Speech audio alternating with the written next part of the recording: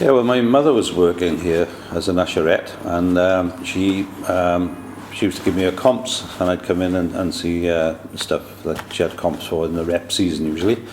I can remember coming to see Equus, which was I found it a bit strange because it was it was about horses, and there weren't any horses in it. There were people with wire heads on, and you got to use your imagination a bit, and wire hooves, and it was quite good. I saw the musical Hair.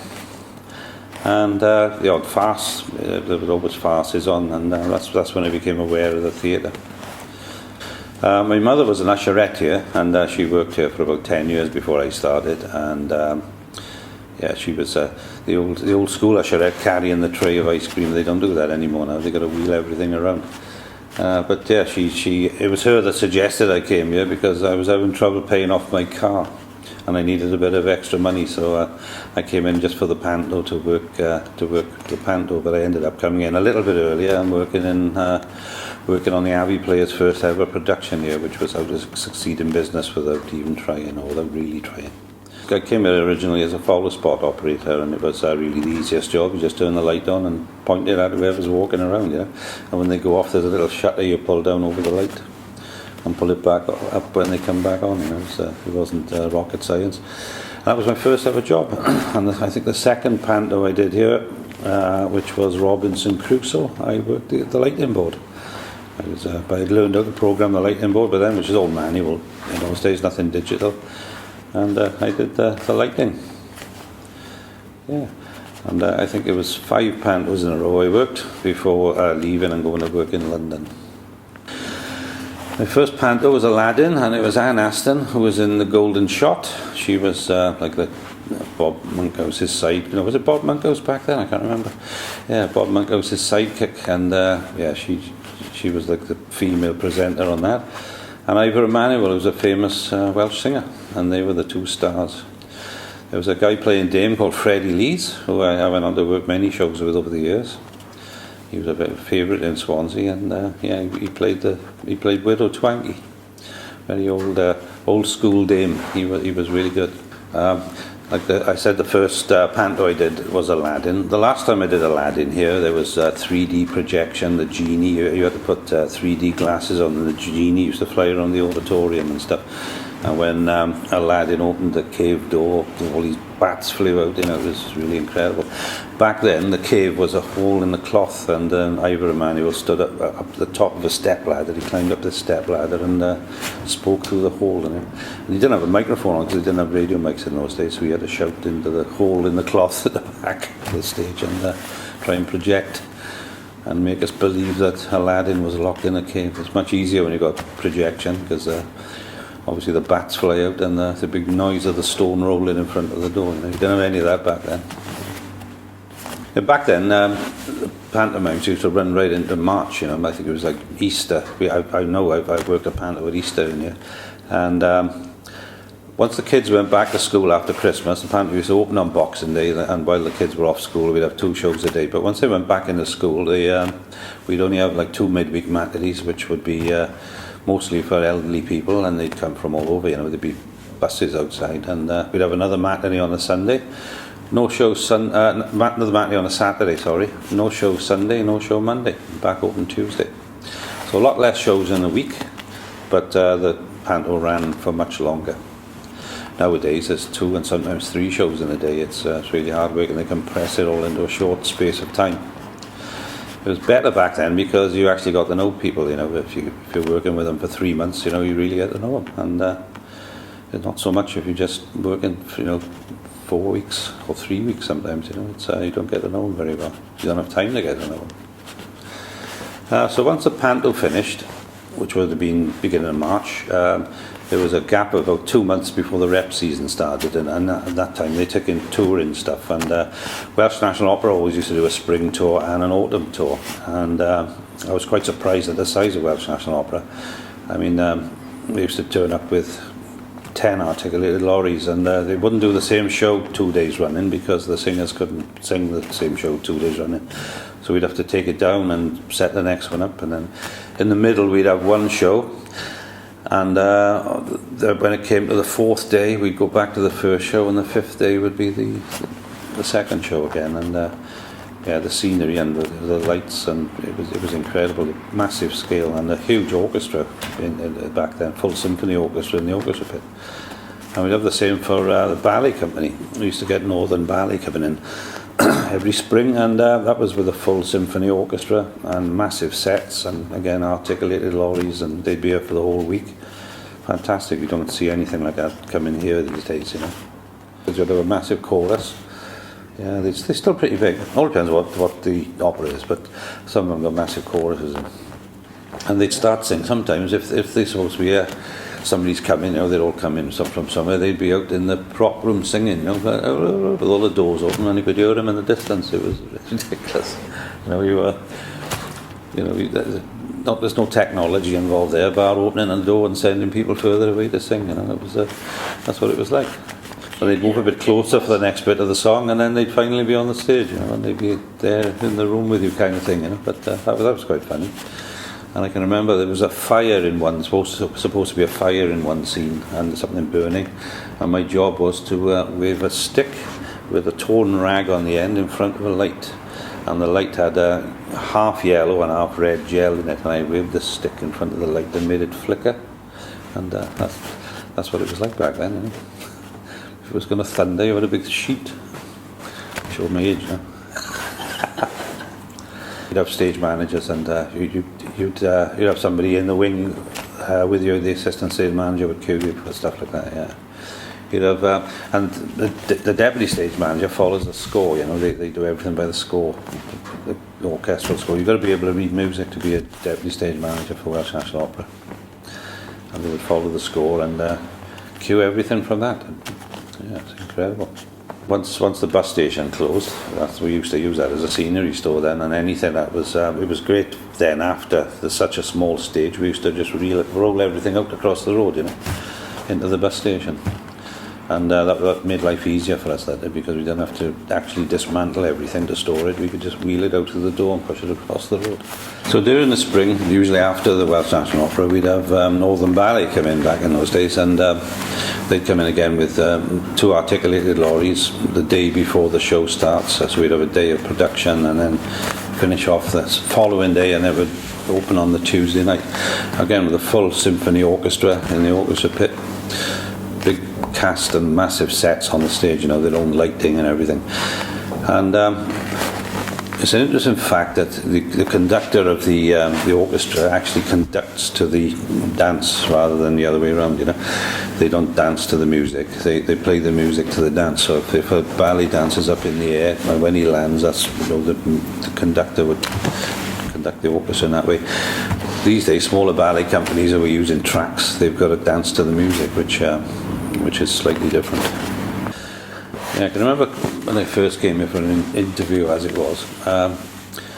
I came in through the stage door, which was a little door. Nobody manned the stage door. There was nowhere to sit. It was just a little side door. You came in, and next thing you're on the stage. You know, you walk across the stage, down through the covered gardens, as they were then, of the cottages that were around the theatre. They were all built over so that you had room to work, you know. And the stage manager's office was in the what would be the living room of the house, I guess, you know. So I'm walking across the stage, and I think it's Brian Mosley, his name is, the actor that played Coronation Street, was coming out at the time, and I kind of recognised him straight away. It's quite a surreal feeling, really.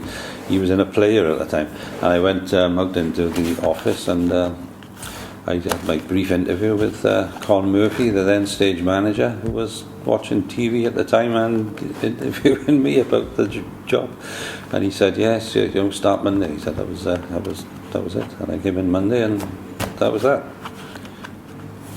Over the years that I've been here, I've done, I think it's 34 pantos here, and the first 5, like the first one I did follow spot, the next couple I did as a lighting op, and then I worked backstage on the others, doing scene changes.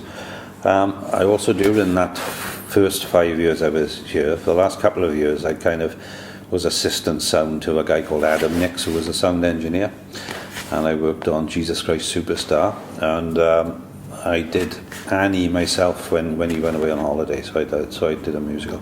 And then I left here, then I went to work in the West End, where I was a freelance I did a lot of freelance work. I worked on Singing in the Rain for 9 months in the Palladium. I did a lot of work in the National Theatre. I did various West End shows and plays.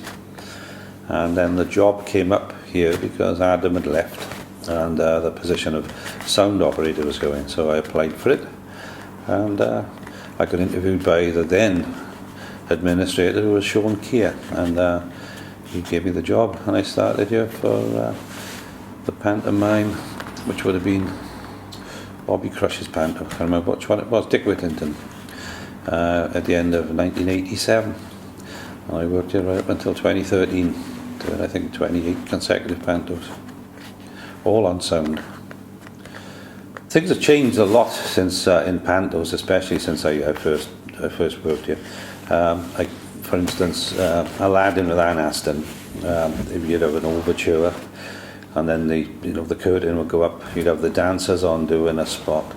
They'd finish the opening number and all go off, and then you'd see a microphone appear up from the hole in the stage, in the front of the stage, and that's worked by somebody in the wings pulling a rope, and it's on a pulley system. It flips a hatch open and comes up, and then some cast members would come on and talk into this microphone that's there. And when they finish, we've got more dancers, the microphone disappears back down in the hole. And but if you had a song, you'd usually walk to the side of the stage, grab a microphone off a stand and walk on with a cable mic and do your song, and then walk off and put it back on the stand when you finished. My last panto, I think it was 10 radio mics. They've all got microphones that come to attached to their face, and the mic that's all programmed, and it's an incredible difference to what I'm doing a show now coming up, and there's 18 radio mics on it, and that's an amateur company.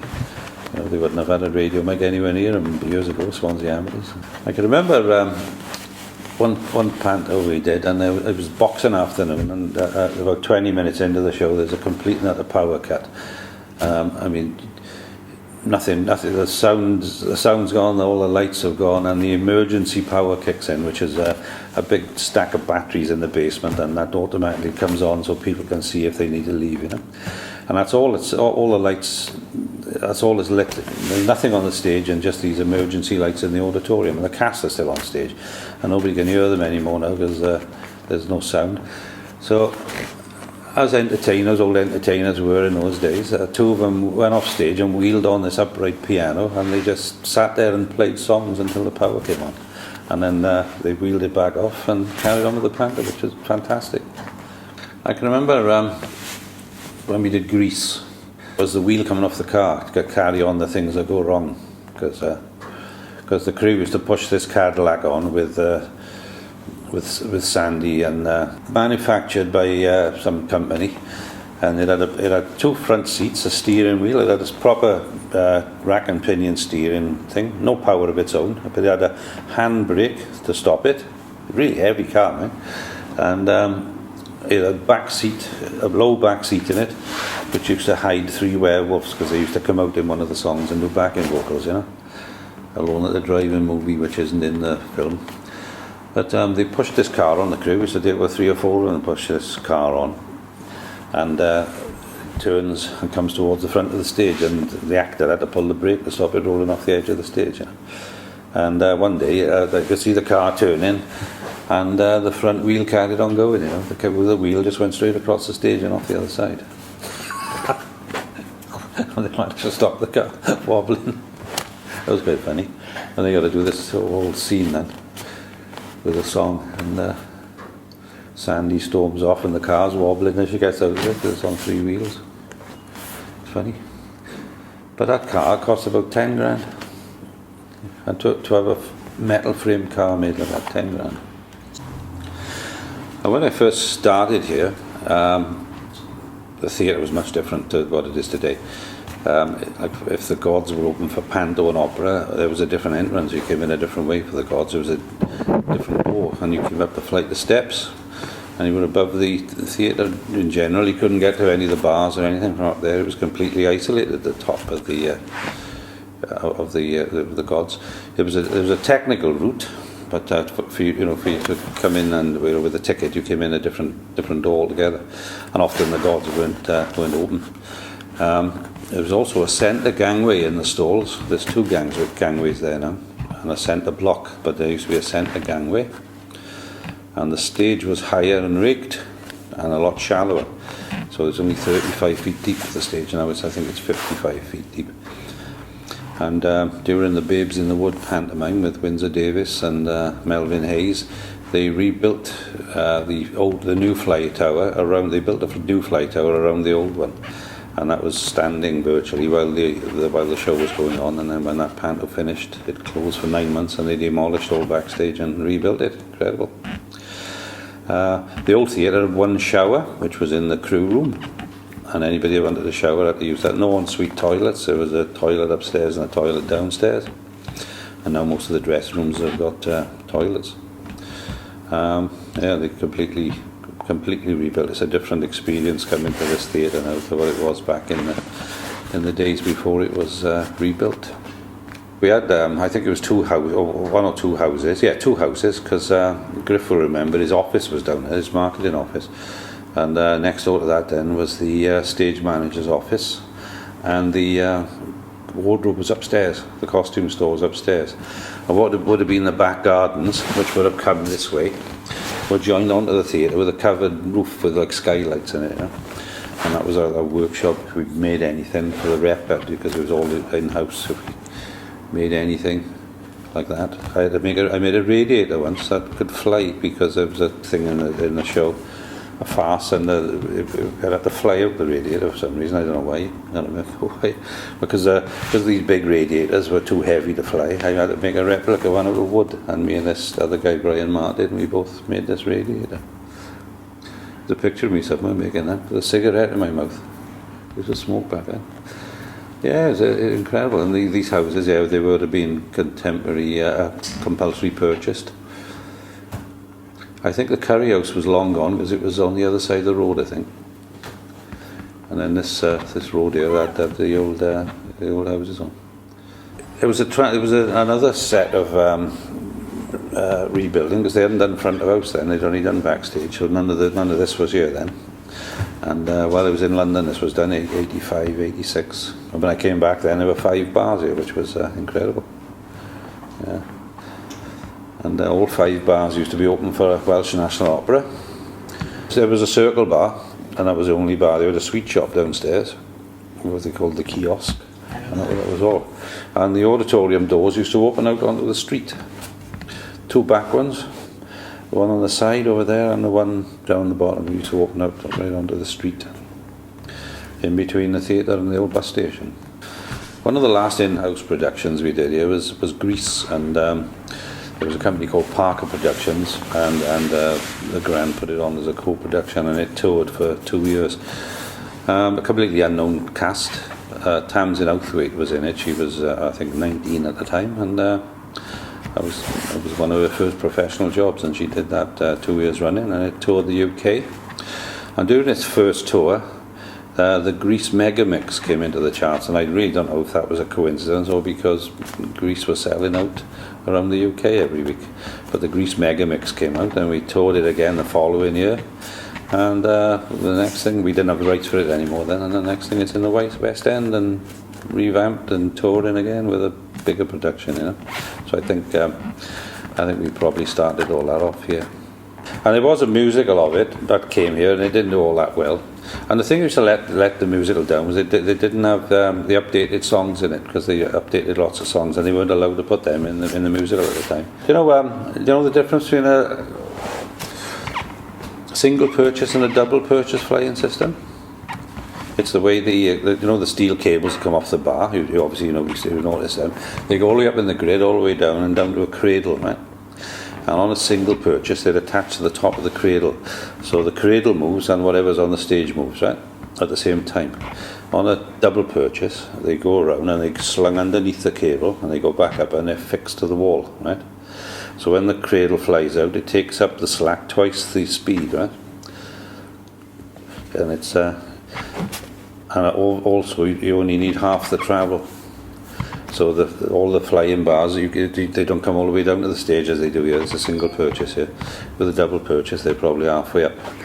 And when you fly fast, things really go fast. Because whenever shows come here, they say, "Can you fly it out faster?" And it's almost impossible to do, you know, because you're literally pulling the rope and it's going that fast. And what you get with a single purchase as well, there's a massive transfer of weight. Because if we took those cables off and held them around, they'd be quite heavy, you know? And you put counterweights on to balance the scenery. And when those cables transfer to the other side, all the weight transfers as well, and it suddenly starts to get heavy. And the other way as well.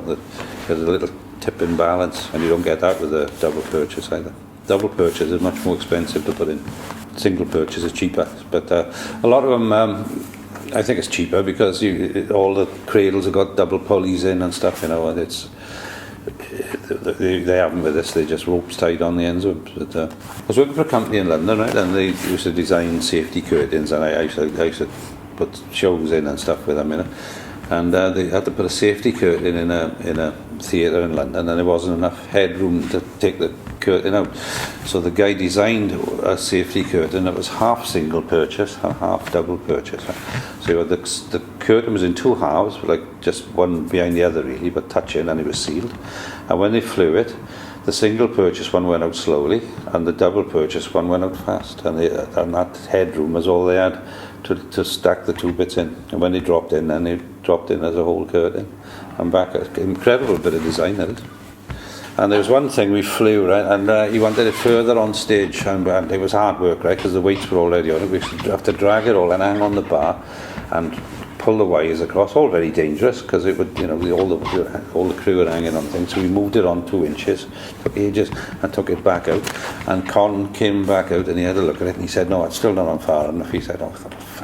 And he drew a chalk line on the floor. "I want it onto there," he said.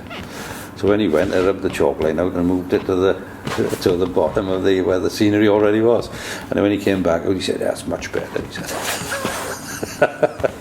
Actually installed a flying system in the Churchill Theatre with the guy. The flying system that's in the Churchill Theatre in Bromley. It's this guy Charlie Ellis put it in, but I was his assistant. I was his labourer on the. You know, I've seen how a flying system gets put in. You know, and it's still there. That one is in the Churchill. Yeah, so you know, my knowledge of that is good. I got not so much on the LED side of lighting. It's a different game now. But the old style lighting, I used to know a bit about. I know how to light a show. I could light a show. But, you know, it's not rocket science. And yeah, the sound is the thing that's changed mostly, I think, in the digital era.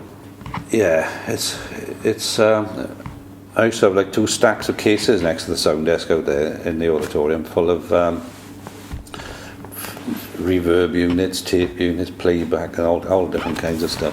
And a lot of that now is built into the sound desk. You know, all the effects and processing. It's all built in. It's all computerized and built in. So, and for each processor you had to have a cable coming out and a cable going in. So a massive amount of cables hanging out the back of the sound desk just for processing, you know, it's without what's going back to the stage. And that's all changed now because it's all digital. So you got one cable coming out from through the auditorium into the sound desk, and it carries data. Well, I used to have a case of cables just for front of house, just for linking the desk to the equipment, you know. An immense amount of cables. And stuff like opera, you'd have to take it all out because they wouldn't want any technical stuff in the auditorium because it was all acoustic, and they didn't want it to appear that anything technical was happening there. So all that used to have to come out for opera, and then put it back in then the next week. So it was that was a morning's work putting all that back together. When I toured with Greece, there was a guy working in Billingham. He was a sound tech in the theatre in Billingham, and he always wanted to go out and do his own shows. And he came here with a show with all his own gear. He had a big bank room, and I used to think how lucky he was to be doing that, and that's exactly what I'm doing now. God. Amazing.